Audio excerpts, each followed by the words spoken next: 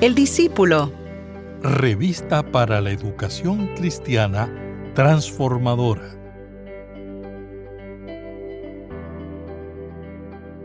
La resurrección de Jesucristo es, sin duda, el acontecimiento central de la fe cristiana y su proclamación. Todos los demás elementos, la prédica sobre el amor y el perdón, la sanidad física y espiritual, la esperanza en la vida eterna, entre otros, quedan supeditados al evento milagroso de la resurrección como certificación irrefutable del poder de Dios y su Hijo Jesucristo sobre la vida humana y la muerte en todas sus manifestaciones. En la clase de hoy veremos cómo la resurrección de Jesucristo transforma los limitantes de nuestra esperanza.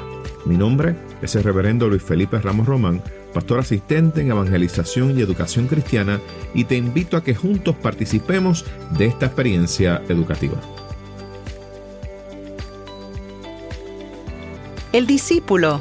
El discípulo. Una revista para la educación cristiana transformadora.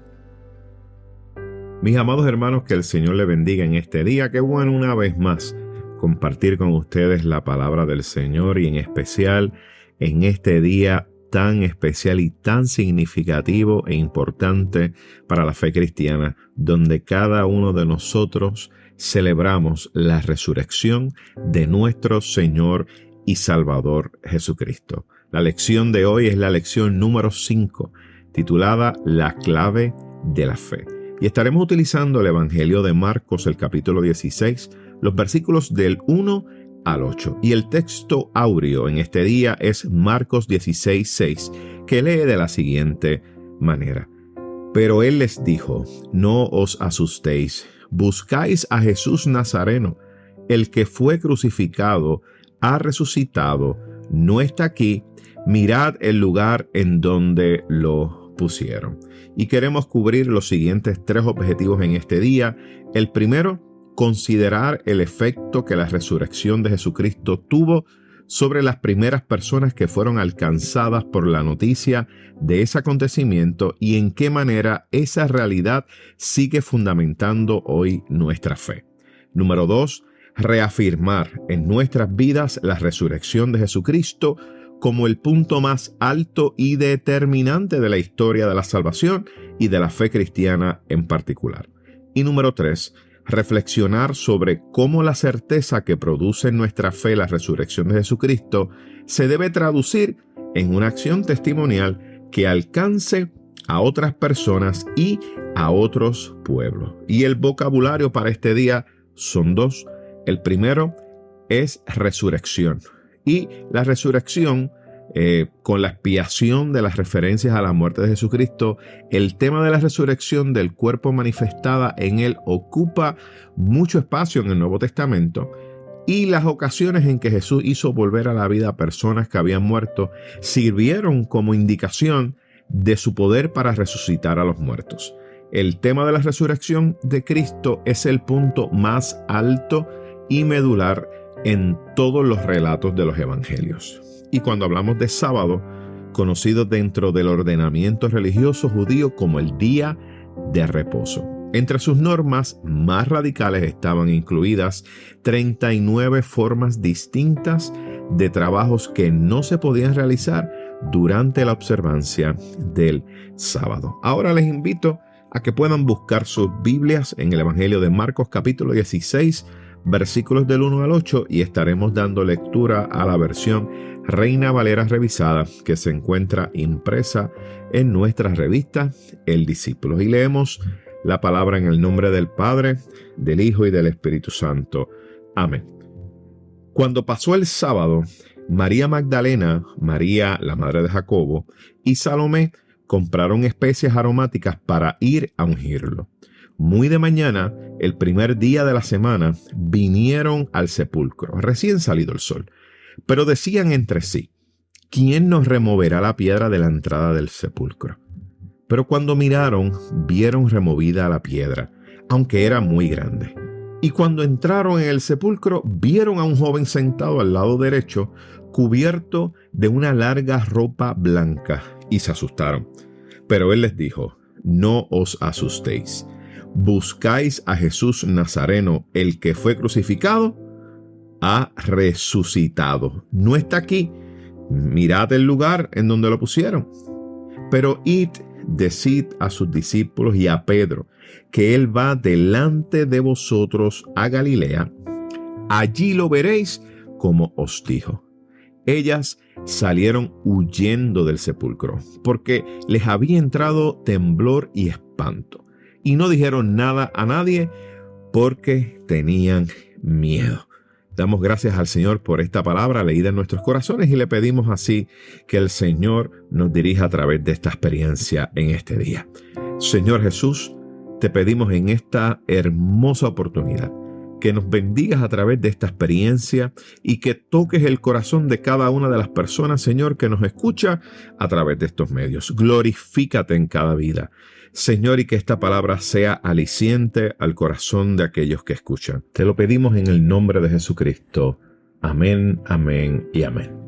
Bueno, mis queridos hermanos, durante esta semana hemos estado celebrando lo que es la vida, la muerte y la resurrección de nuestro Señor y Salvador Jesucristo. Y durante toda esta semana hemos estado participando de diferentes experiencias culticas que han sido gloriosas, hermosas en cada una de nuestras iglesias, y hemos visto, ¿verdad?, ese movimiento de nuestras congregaciones, no solamente las iglesias discípulos de Cristo, sino de otras comunidades de fe, y eso nos brinda mucha alegría que podamos compartir lo que es el mensaje de salvación y la centralidad del mensaje de Jesucristo. Y para la fe cristiana, mis amados hermanos, el tema de la resurrección de nuestro Señor y Salvador Jesucristo ciertamente es el acontecimiento central de nuestra fe.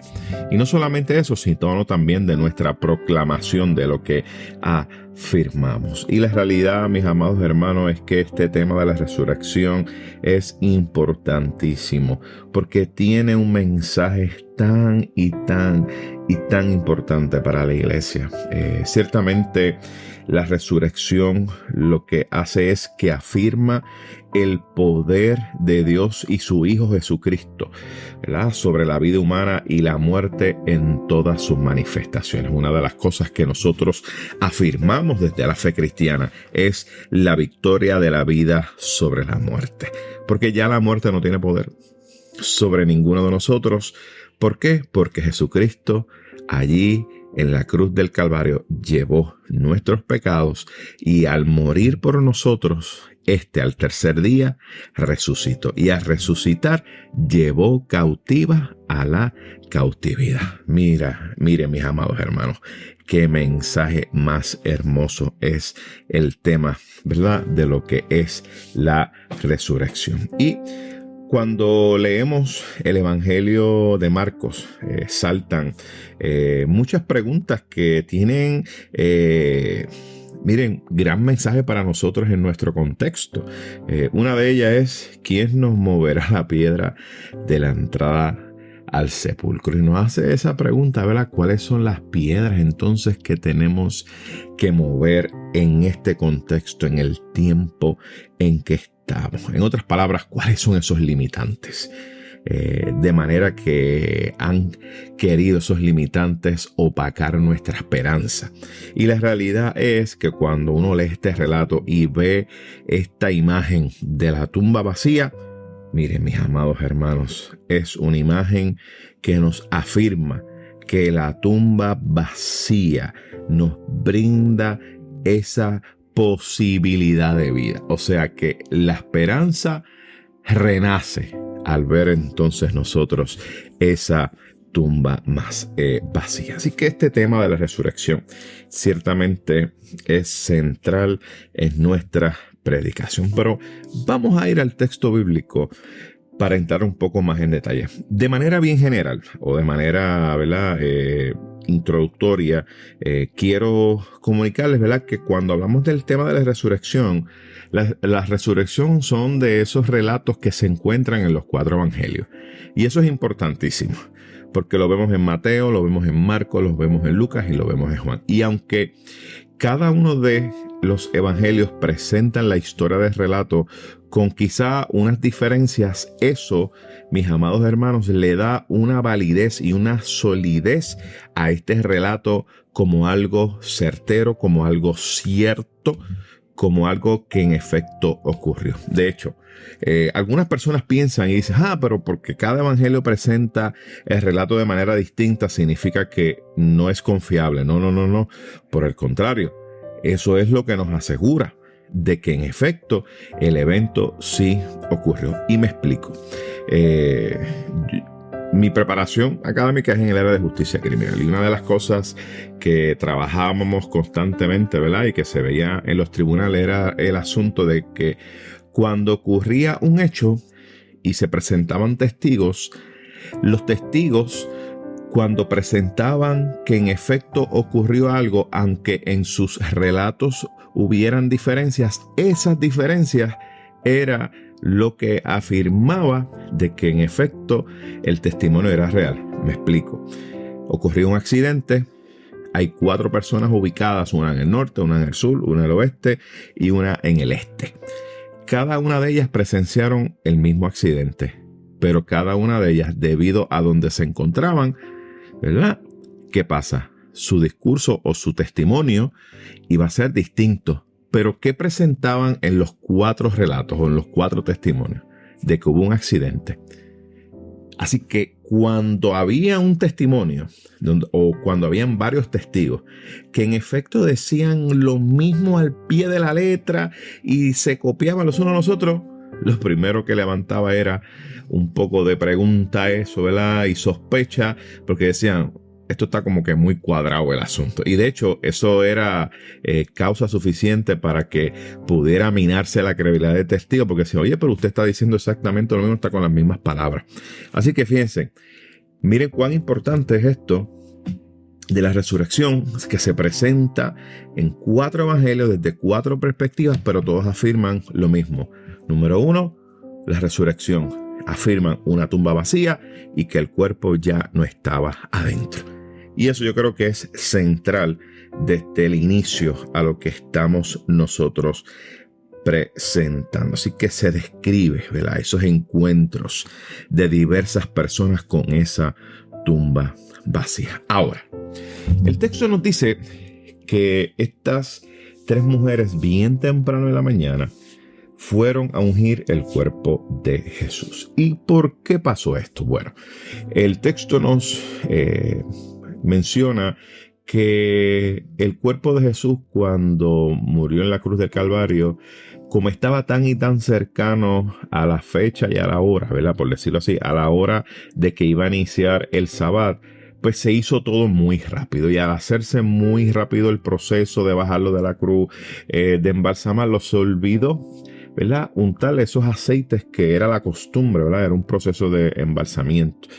Así que estas mujeres decidieron, pues mira, para darle, vamos a decirlo así, el entierro adecuado a su maestro, pues vamos a ir después del día de descanso y culminamos a hacer el proceso que se supone que se hiciera. En otras palabras, estas mujeres querían darle o proveerle, ¿verdad?, un entierro digno a Jesús. Sin embargo, cuando van de camino, dicen, wow, vamos para la tumba, pero ¿quién nos va a mover la piedra?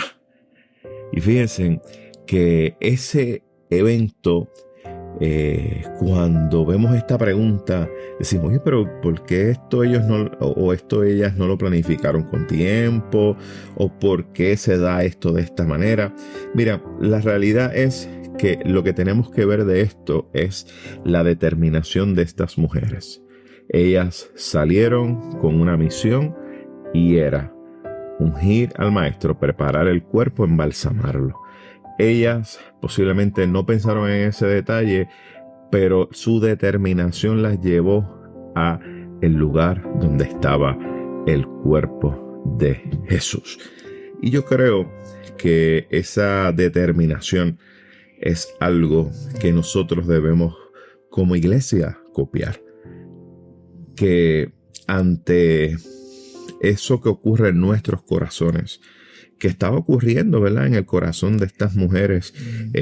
Mujeres que quizás se sentían tristes, se sentían que habían perdido a su maestro. Era un proceso de luto, pero había unos procesos que tenían que hacerse y esa determinación las llevó a la tumba vacía.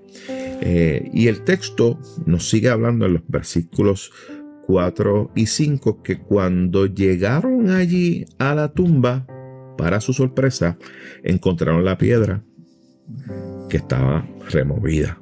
O sea, que la piedra ya no estaba tapando la tumba, ya la piedra había sido removida. Y fíjense que estas mujeres parece que no esperaron mucho y entraron a la tumba. Miren, vieron que la piedra estaba removida, no hicieron preguntas, entraron adentro. Porque en su mente y en su corazón estaba, como les dijimos, la determinación de cumplir con esa tarea que, miren, era una tarea triste, no era una tarea fácil para estas mujeres. Sin embargo, cuando entran, ocurre algo. Para su sorpresa, dice el texto que había un hombre sentado vestido de blanco en la tumba de Jesús. Y de hecho dice que era un joven vestido de ropas blancas. Y fíjense que cuando vemos el texto nos presenta el mismo que estaba sentado a la derecha. ¿Y qué significa sentarse a la derecha? Bueno, sentarse a la derecha significa que es un lugar de privilegio. Y cuando usted lee el Evangelio de Marcos, capítulo 10, versículo 37, se da cuenta que habían unos hermanos, discípulos de Jesús, que estaban peleándose de quién iba a ocupar el lugar de privilegio. Y esto, mis amados hermanos, me encanta porque fíjense que ese lugar de privilegio es de Jesús. Ese puesto a la diestra de Dios, Jesús lo atribuyó al Hijo del Hombre. Ahora, ese joven que estaba allí de túnica blanca, esa túnica blanca tenía, ¿verdad?, un significado. Y el color, ¿verdad?, de estas vestiduras asemejan a las vestiduras de Jesús cuando se da el evento de la transfiguración.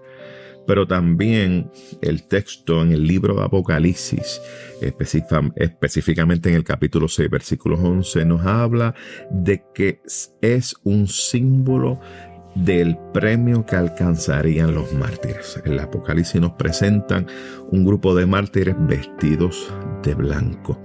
Así que las vestiduras blancas identificaban a esas personas que habían muerto por su fe.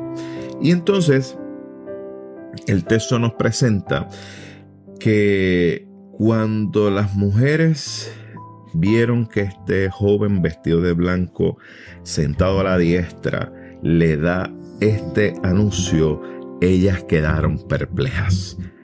Le entró temor. Y el texto nos dice que cuando entran y ven esta situación, el ángel le contesta y le dice: ¿están buscando a Jesús?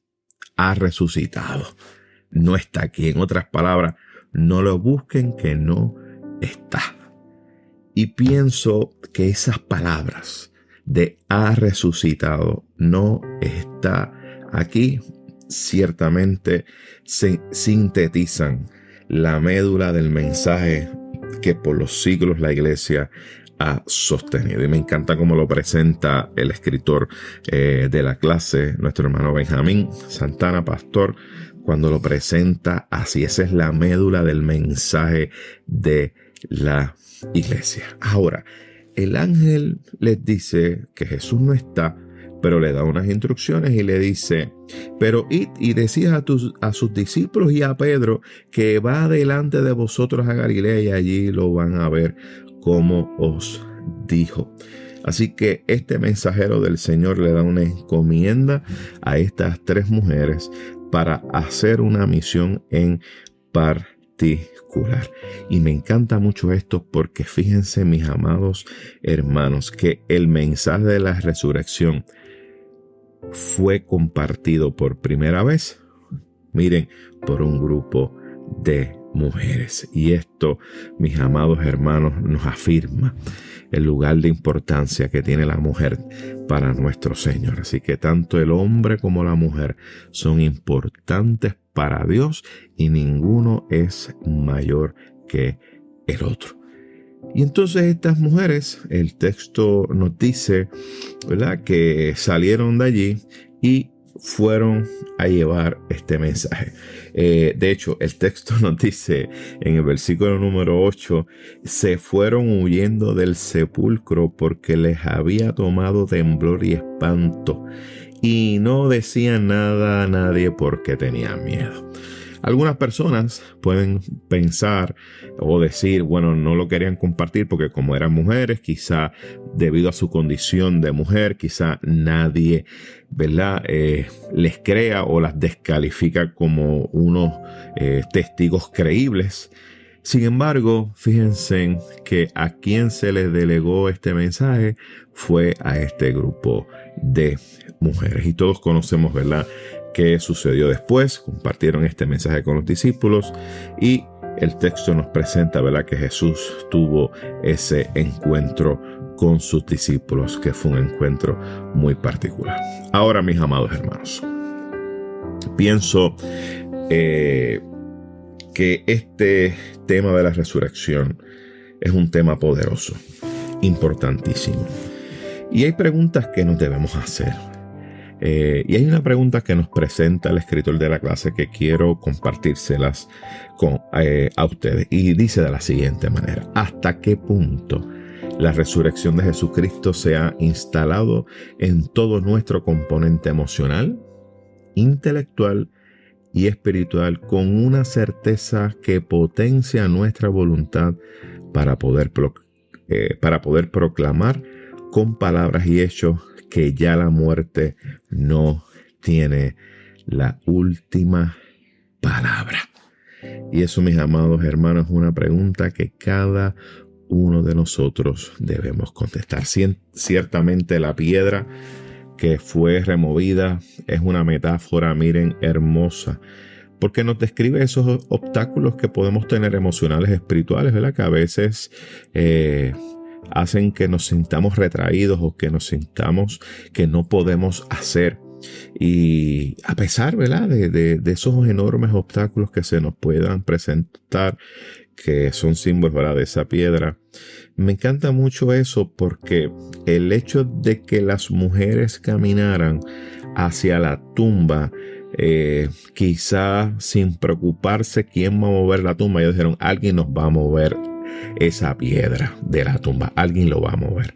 No sabemos quién es, pero alguien va a moverla. Y esa determinación de ellas a ir a este lugar, a pesar de que se iban a enfrentar con esta piedra, con este obstáculo, su determinación es digna de emular. Yo pienso que hoy en día, en el contexto en el cual nosotros estamos, Dios nos mueve a hacer cosas, nos mueve a que podamos tomar, ¿verdad?, en nuestras manos ciertas acciones que, aunque no todo esté resuelto, el Señor nos manda a movernos en fe. Y esa determinación, mis amados hermanos, nos va a llevar a experimentar un milagro hermoso. Estas mujeres, su determinación las llevó a ver el mayor de los milagros, la tumba vacía.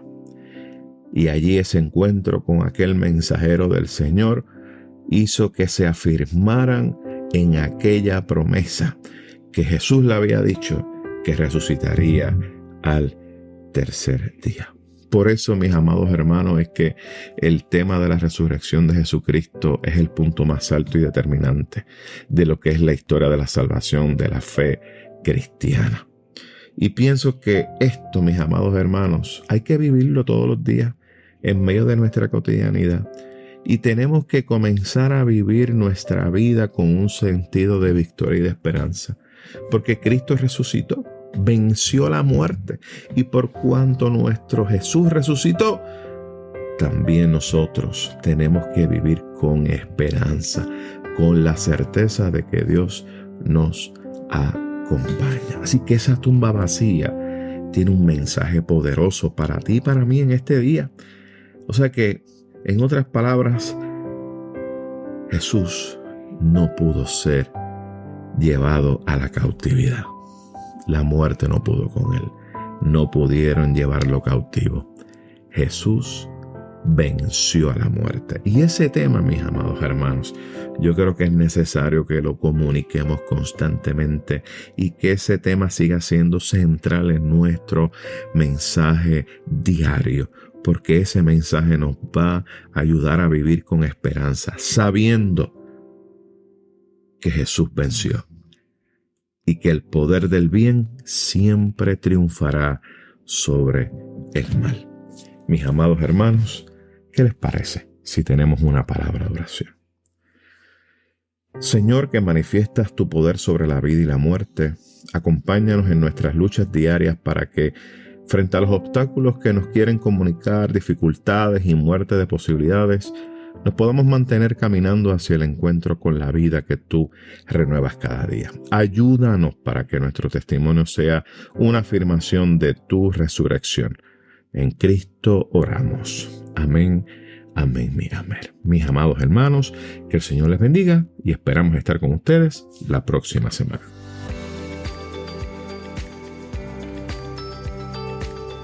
Gracias por escuchar El Discípulo. Revista para la Educación Cristiana Transformadora.